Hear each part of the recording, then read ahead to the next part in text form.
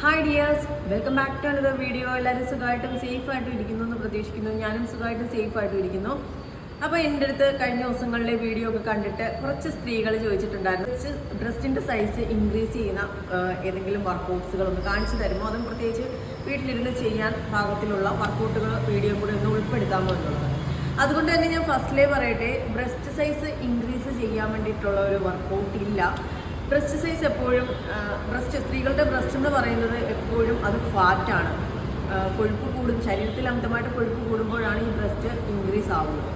പിന്നെ ചിലർക്ക് ജെനറ്റിക്കലി കുറച്ച് ബ്രസ്റ്റ് സൈസൊക്കെ കൂടുതലായിരിക്കും, ചിലർക്ക് അത് കുറവ്. പുരുഷന്മാരെ സംബന്ധിച്ച് അവർക്ക് ചെസ്റ്റ് ഗ്രൂപ്പിലാണ് അവിടുത്തെ മസിൽസിനെ ആക്ടിവേറ്റ് ആക്കാൻ ചെസ്റ്റ് വർക്കൗട്ടുകൾ അവർ ചെയ്യാറുണ്ട്. സോ സ്ത്രീകളെ സംബന്ധിച്ച് നമ്മൾക്ക് അതിൻ്റെ ആവശ്യമില്ല, ബ്രസ്റ്റ് സൈസ് ഇൻക്രീസ് ചെയ്യാനുള്ള വർക്കൗട്ടുകൾ നിലവിൽ ഇല്ല. കാരണം എന്ന് വെച്ച് കഴിഞ്ഞാൽ ഫാറ്റ് പെർസെൻറ്റേജ് കൂട്ടുക എന്നുള്ളത് മാത്രമാണ് ആകെയുള്ളൊരു വേ.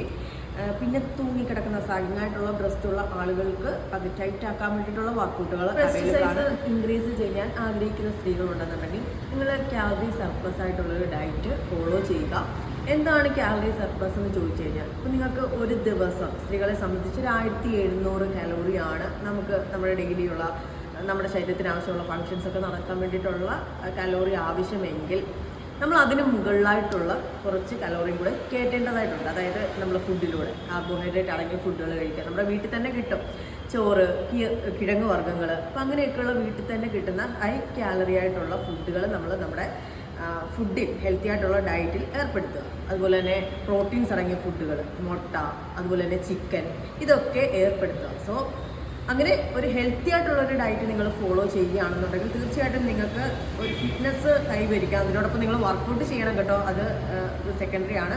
അപ്പോൾ വർക്കൗട്ടൂടെ ചെയ്യുന്ന ആൾക്കാർക്കാണെന്നുണ്ടെങ്കിൽ നിങ്ങൾക്ക് ഹെൽത്തി ആയിട്ടുള്ളൊരു ബോഡി ഷേപ്പ് മെയിൻറ്റെയിൻ ചെയ്ത് നിങ്ങൾക്ക് ഫുഡായിട്ട് മുന്നോട്ട് പോകാനും പറ്റും. ഇതേപോലെ ബ്രസ്റ്റ് സൈസ് നിങ്ങൾ ആഗ്രഹിക്കുന്ന രീതിയിൽ ഇൻക്രീസ് ചെയ്യാനും പറ്റും.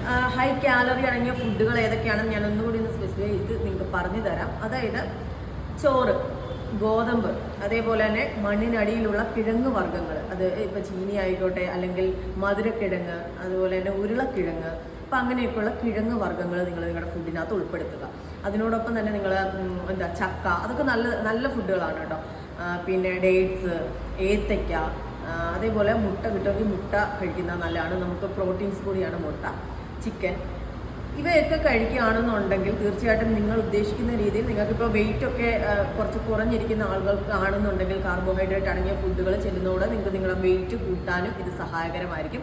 അപ്പോൾ നിങ്ങൾ ഫോളോ ചെയ്യുകയാണെങ്കിൽ തീർച്ചയായിട്ടും നിങ്ങൾക്ക് നിങ്ങൾ ഉദ്ദേശിക്കുന്ന ഒരു റിസൾട്ടിൽ എത്തിച്ചേരാനും സാധിക്കും.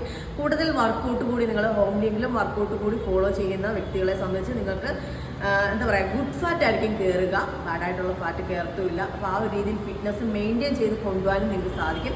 തീർച്ചയായിട്ടും എല്ലാവരും ഫോളോ ചെയ്യുമെന്ന് പ്രതീക്ഷിക്കുന്നു.